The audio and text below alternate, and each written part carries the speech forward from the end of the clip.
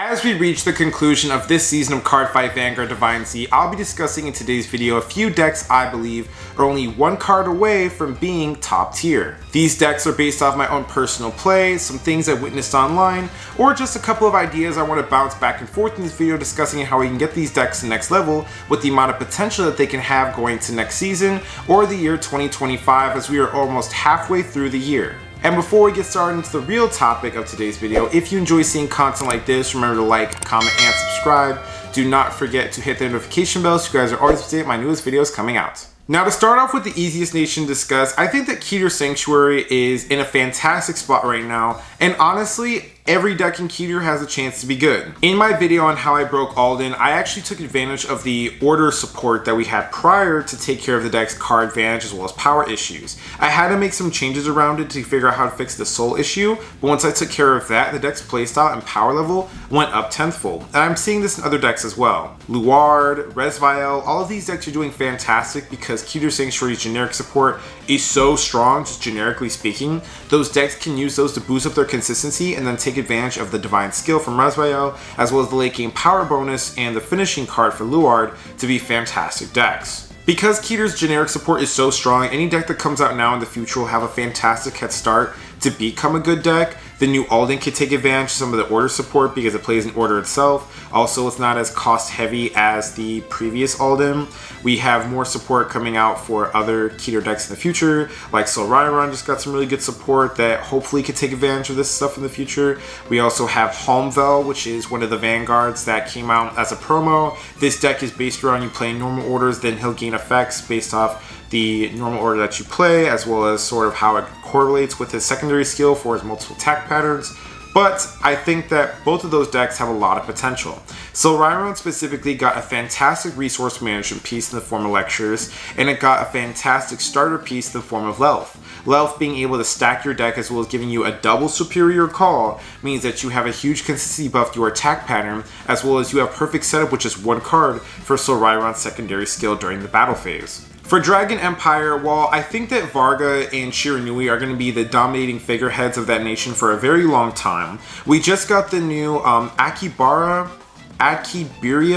I don't know how to pronounce this card, but we got the new Divine card for Dragon Empire, and it's actually pretty strong. The overcharge mechanic will amplify the power of the units that come supporting this card really high, as well as the fact that the Vanguard itself provides power to your rear guards. This is going to be an extremely explosive deck that attacks with very high power, high good multi-attacks, as well as the fact that the Vanguard's divine skill can make your numbers really unguardable going on your first Persona Ride turn. Combining Persona Ride, the effect of the Vanguard, the divine skill, as well as the overcharge effect of certain units, you have 4 huge powerful attacks coming at your opponent with critical, extremely good draw. You have a fantastic early game, and I think that this deck definitely can be a top tier contender moving forward in the future with Divine Set 3 and the other new Divine Faded ones. I haven't been watching the anime, but whichever one they are, the Divine or the Faded ones, I have no idea. However, outside of that Vanguard, another deck I've really been enjoying is the Drago Connector Gryandra deck. This is a deck introduced to us currently right now in Divine Set 2, Illusion of Strife, featuring Gryandra, which is an evolution ride line taking advantage of a Dragon unit and a Dragon Knight unit that come together to form a Vanguard that can do very explosive plays during your battle phase. Being able to restand your Vanguard to give 10,000 your front row is really strong. You have a grade 3 and a grade 2 that accumulate more power with the attacks you do with your Vanguard and your other rear guards of certain names. This deck also features an extremely powerful order called Drago Resonance. Being able to give an effect to your Vanguard while 10,000 power goes to your front row and your Vanguard stands. This generic order is fantastic in a bunch of other restanding Vanguard decks for Dragon Empire, as well as giving this deck the more explosive plays it needs to keep up with the other deck currently in the format. You have access to 4 attacks, you're swinging over 50k power almost every single turn.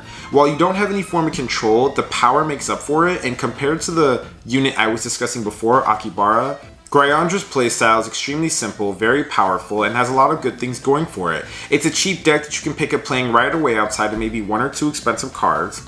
It already has everything it needs in the set that it came out with, as well as the fact that in the future it just needs more support to improve its consistency, as well as get you other ways of powering up your rear guards and maybe some control into this deck. This deck takes advantage of both your counterblast and your energy and all the other resources you have outside of Soul, so you won't be able to take advantage of any Soul Blasting Dragon Empire cards like the Ride Cycler, or maybe one of the other Soul Blasting cards that are good in Dragon Empire. Can't think of any right now, but it is something to consider. I do think that this deck has a lot of potential to be good, even with the introduction of the new Fated one, which is Alkiberia. I want to go read it back. Alkiberia. It's definitely a fun deck you should keep in mind. It just feels like it's 1-2 cards away from being really strong because it already knows what it wants to do. Now it's just improving the flaws in this playstyle to make it better. Now for Brantgate, it's been really funny lately because Brantgate is not my favorite nation. I'm just going to be honest here, it's really not. The playstyle is really slow and I don't really care for it too much. But Seraph has gotten some really strong support. The grade 2 that they got is, this girl is cracked. I've played against her recently. The restand is good. The grade 4 Superior Rider just came out for them. They can do that now. That deck, in my opinion, could be top tier as of right now. It could be Rogue, it could be like the unknown meta, or maybe like a very specific setup win to do, but I do think that Prison is in a good spot. Ava is also really strong. I just played against that deck very recently. That new grade 1 monster card gives the deck a huge buff. You know, being able to go straight into Poison Paradise, get Persona Ride, activate her effect, and then not have to deal with the awkward consistency of having to draw into that card and then ride into it. The deck is definitely in the best spot it's been, consistency-wise for Ava, in a really good spot. Archetype's getting support, so there's nothing really discussed there. I haven't played the deck, so I can't discuss if that card is good or not. I haven't heard anything bad about it so far. But outside of those 3 decks, which seem to be the main, you know, stars of Brantgate as of right now, one deck that I feel like is 1-2 cards away from being good already is Rotovisor. Now, Rotovisor is a deck I recently just featured on this channel, and pretty much the playstyle revolves around these arena cards that give you an effect to your rear guards, and your Vanguard needs you to have a certain amount of arenas in there to acquire more restands, as well as gain a late game power-up skill to make the deck better. It's a very explosive late game deck, and it's pretty much a snowball. As the game goes on longer and longer, the deck gets stronger, but with how fast everything is in standard right now, you really won't have the time for that. Also, considering the fact that this is a Brantgate deck, generic wise, it doesn't have the best support to make it work, and because you're playing around a bunch of set orders, defensively speaking, your deck's not the best either. But really what this deck needs, after just playing it for as long as I have, if we can get our own version of Galactic Bee Hero Amos Dargnia, this deck will actually be really strong. Being able to get a copy of your arena from the deck out into the order zone, or maybe your hand or whatever, as well as being able to have them restand to be reused for a different battle, would be fantastic for Rotovisor. Rotovisor's continuous skill activates when you have 3 arenas, giving 5,000 power to your front row continuously. Your secondary skill gives 5,000 power to you into restand if you have 3 or more arenas, as well as the fact that your Vanguard gives you a draw and they get another power skill on top of that. If we can get access to all of that really early, we'll have a 5 attack deck that can amass over 10,000 or 15,000 power to individual columns pre-Persona Ride. Plus, we won't be as dependent on having the Persona Ride in the 3rd arena going into your turn 4 as we are now, which is what really holds this deck back because it's so damn slow. Dark States is interesting because Dark States has a bunch of new stuff coming out. I know that Almagestar already got the support that you need to be good, one of my favorite Dark States decks. The Golem is fantastic. The new grade 1 is fantastic. That deck's consistency is off the charts. Your power is better, your numbers are good. Direful Dolls are doing really well. They're still a very fun competitive decks. They just got like 3 new cards. I think only the grade 2 is really like what's making the deck a little bit better. They're at a very strong spot right now. Blangdemeyer, I've heard good things about that deck. The only reason why I made that reaction is because it's the same thing with like Rotovisor. While this deck does something prior, and you get like draw, you get power, you have critical on rear guard, you have a restand, and like I think you have a grade 1 that like denies the opponent from doing certain plays, if I'm correct about it. Blangdemeyer is really strong. The deck in Dark States that I really want to talk about is Bruce. It seems to me like Diabolos Vehement's Bruce specifically is in a very strong spot moving forward with their new support. I took the liberty of reading the new grade 1 and getting Battle Phase Superior Calling as well as another Battle Phase Superior Caller and a Restander, and just knowing my experience with the Final Rush and Final Burst playstyle, I think that Vehement's Bruce can definitely be a sleeper pick. You already have access to a Vanguard that's giving you all of your late game skills right away. Your Vanguard gives you restand, you have critical gain, you have a defensive gain. This deck can really be built any way it wants to because the just wide variety of Diabolos support that we have to play the cards needed to fit a particular strategy, as well as also counter decks in the meta.